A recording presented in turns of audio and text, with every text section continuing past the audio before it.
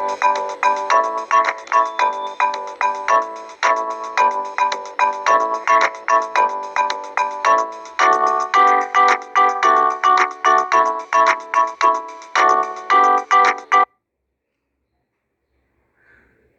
बच्चों, आप सभी का इस वर्चुअल क्लासरूम में एक बार फिर से स्वागत है।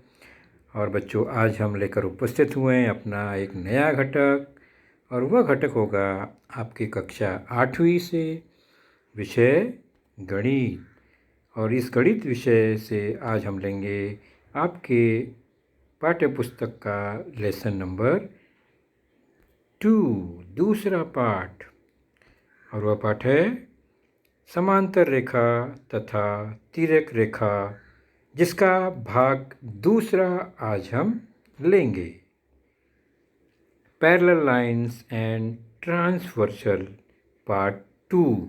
और मैं हूँ आपका वर्चुअल मार्गदर्शक Ajay Kumar Maurya, MCGM virtual classroom Dadar से। तो चलिए हम शुरू करते हैं।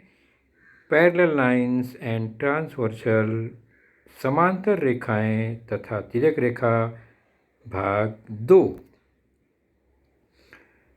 तो इसके पहले भाग में, यानी हमने पहले लेसन में बच्चों जाना कि समांतर रेखा क्या है, और फिर उसके बाद हमने देखा कि दो रेखाओं को अगर कोई एक रेखा प्रतिच्छेदित करती है तो उसे हम तिर्यक रेखा कहते हैं। तो हम उसे एक बार रिवाइज करते हैं 1 मिनट में कि दो रेखाएं एक दूसरे को प्रतिच्छेदित नहीं करती हैं, एक ही प्रतल में होती हैं, तो उन्हें हम समांतर रेखा या पैरेलल लाइंस कहते हैं।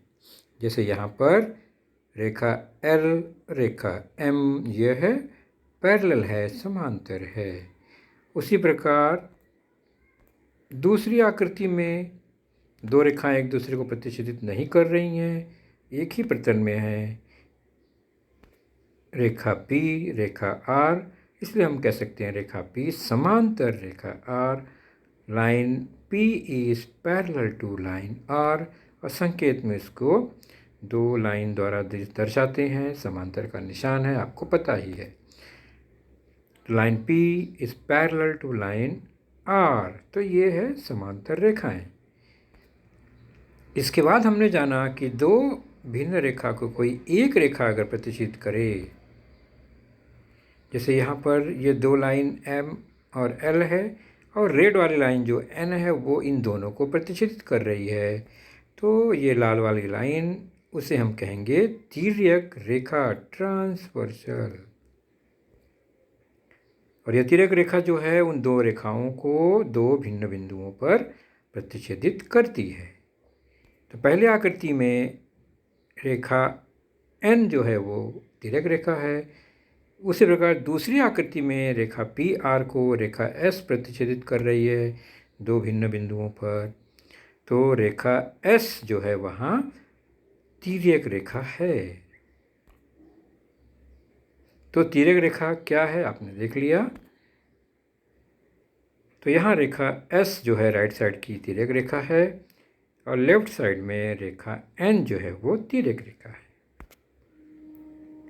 So if a line intersects given two lines in two distinct points, then that line is called a transversal of those two lines. अब हम चलते हैं तिर्यक रेखा द्वारा निर्मित कोण को जो देखा था। तो आप लोग को अच्छे से पता है बच्चों कि तिर्यक रेखा द्वारा दो भिन्न रेखाओं पर कुल मिलाकर 8 कोण बनते हैं, हमने देखा था। और 8 कोणों में वह प्रकार कौन कौन से हैं वो भी हमने जाना था। तो यहाँ पर रेखा AB तिर्यक रेखा है, और इस तिर्यक रेखा द्वारा रेखा PQ और रेखा RS के इर्द गिर्द 8 कोण बनते हैं, और हम जानते हैं वे कोण संगत कोण, अंतःकोण और एकांतर कोण हैं, ये हमने जाना है। आज हम इसी बात को आगे बढ़ाएंगे कि अगर वो जो दोनों रेखा है वो अगर समांतर हो तो बनने वाले संगत कोण, अंतःकोण और एकांतर कोणों के मापों में क्या संबंध हो जाएगा। तो चलिए शुरू करते हैं। आज का हमारा टॉपिक कि दो समांतर रेखाओं तथा तिर्यक रेखा द्वारा निर्मित जो कोण है उनके गुणधर्म को जानेंगे। तो यहाँ पर रेखाएं समांतर हो गई। पहले समांतर नहीं थी तो हमने केवल जोड़ियाँ देखी, उनमें संबंध नहीं था कुछ, केवल जोड़ियाँ पहचानी। अब पहली जोड़ी थी संगत कोण, करस्पॉन्डिंग एंगल्स। जैसा कि हमने जाना तो रेखा एक प्रतिच्छेदन रेखा, उनके नाम को दे देते हैं, उस पर बिंदु लगा देते हैं। तो यहाँ पर रेखा पी क्यू और आर एस पर ए बी जो है एक प्रतिच्छेदन रेखा है और एम एन पर प्रतिच्छेदित करती है। तो हमने जाना था कि यह एक कोण जो लाल रंग से बन रहा है, कोण ए एम क्यू तथा कोण एम एन एस ये संगत कोण है।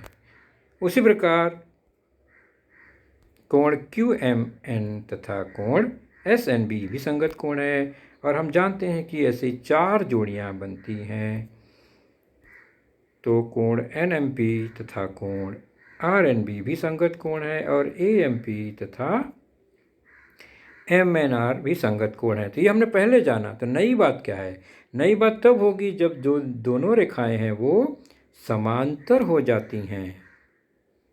पहले समांतर नहीं थी, अब समांतर हो गई।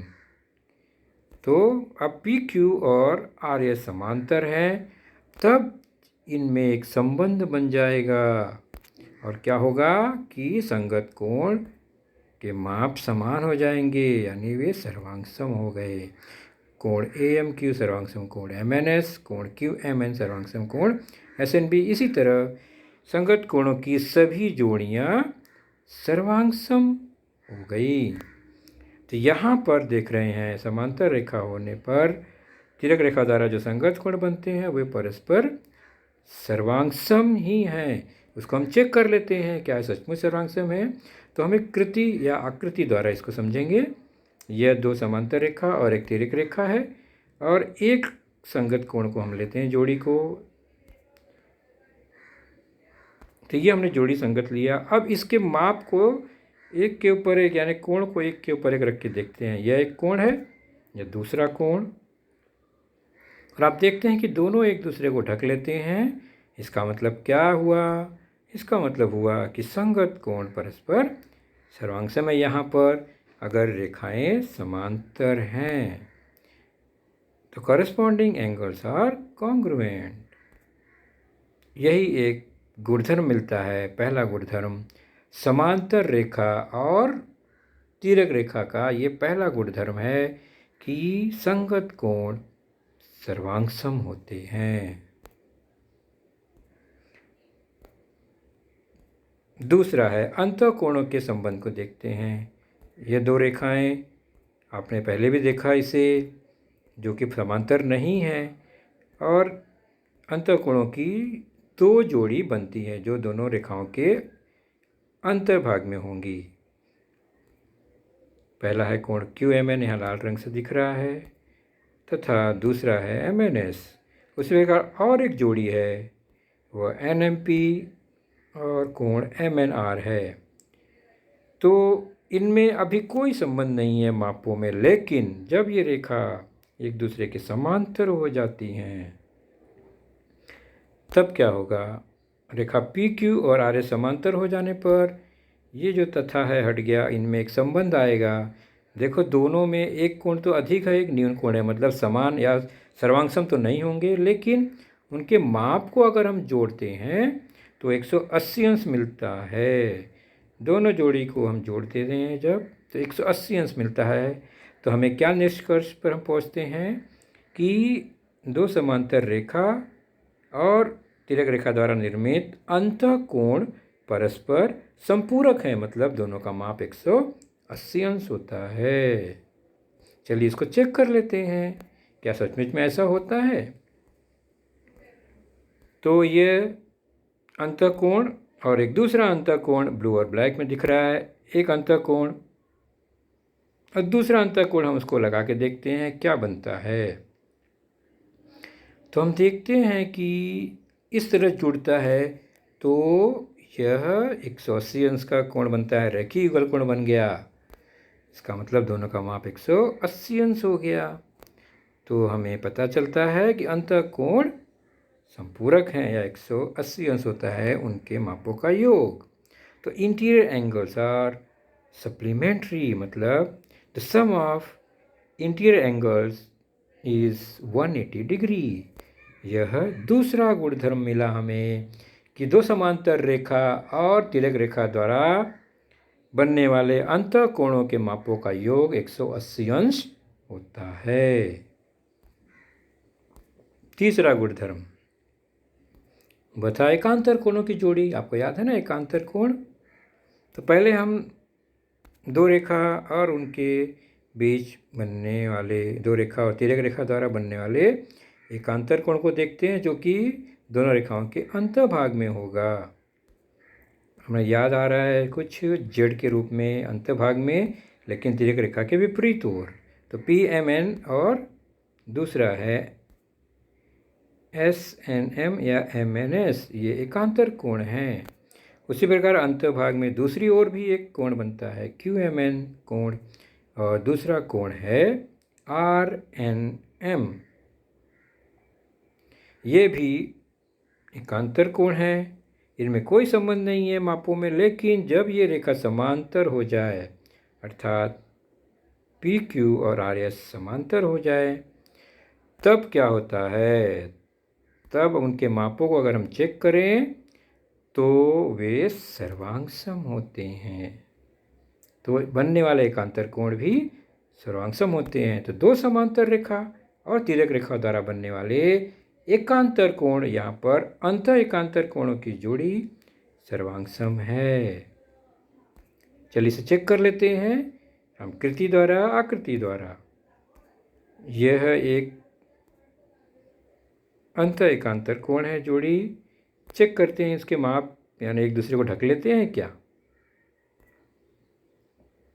वही कोण है यहाँ पर, और हम देखते हैं तो ये बिल्कुल ढक लेते हैं। कोण के माप समान हैं, कोण ढक लेते हैं। भुजा छोटी बड़ी से कोई मतलब नहीं है, कोण के माप समान है। तो अंत एकांतर कोण परस्पर सर्वांगसम है। Interior alternate angles are congruent. इसका मतलब यह एक गुणधर्म मिला कि दो समांतर रेखा और तिर्यक रेखा द्वारा बनने वाले अंत एकांतर कोण सर्वांगसम होते हैं। उसी प्रकार दूसरी जोड़ी है एकांतर कोणों की, वह है बाह्य एकांतर कोण, यानी दोनों रेखाओं के बाह्य भाग में लेकिन तिर्यक रेखा के विपरीत ओर बनने वाले कोण। देखते हैं किस तरह से बनता है ये। तो एक जोड़ी देखिए बाहर की ओर, दोनों AMQ और RNB कोण है ये। दूसरी जोड़ी भी कोण AMP और BNS। अब इनमें संबंध कब होगा? जब ये समांतर होंगे। कौन से रेखा? PQ और RS। तो PQ RS समांतर होने पर क्या होगा? इनमें एक संबंध आएगा और उनके माप को चेक करेंगे तो एकांतर कोण जो है, बाह्य एकांतर कोण भी सर्वांगसम है। तो बाह्य एकांतर कोणों की जोड़ी भी सर्वांगसम होती है जब दो समांतर रेखा और एक तिर्यक रेखा बनते हैं, तो उनसे बनने वाले बाह्य एकांतर कोण सर्वांगसम है। उसको भी चेक कर लेते हैं एक कृति द्वारा।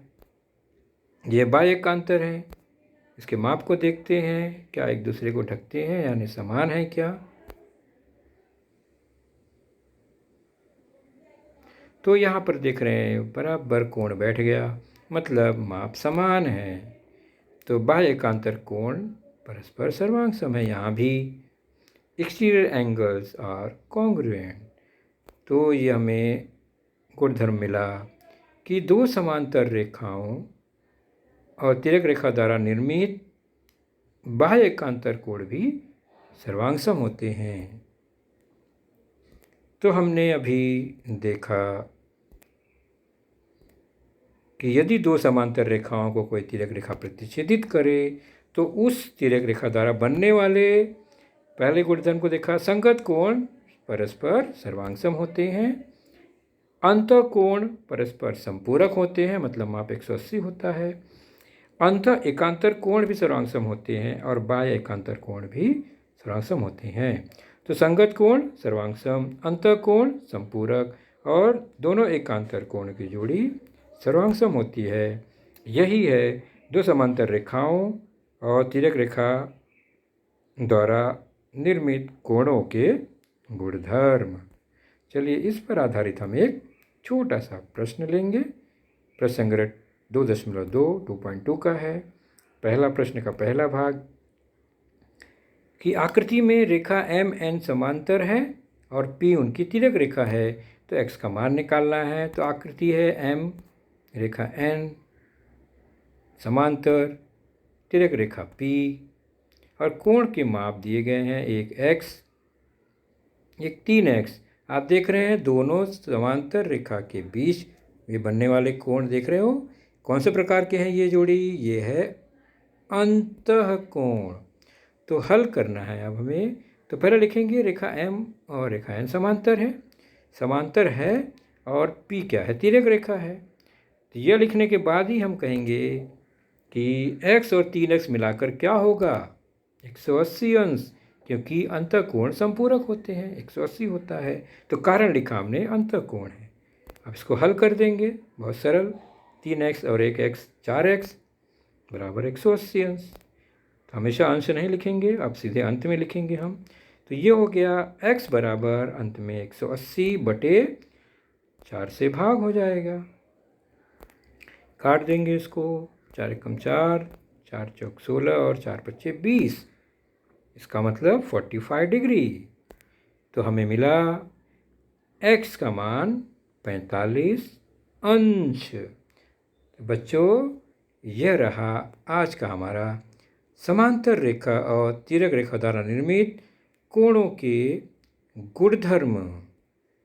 तो आज का लेसन बच्चों हमारा यहीं पर समाप्त होगा। अगले लेसन में फिर मिलेंगे। अपना ख्याल रखिए। Goodbye, take care, thank you.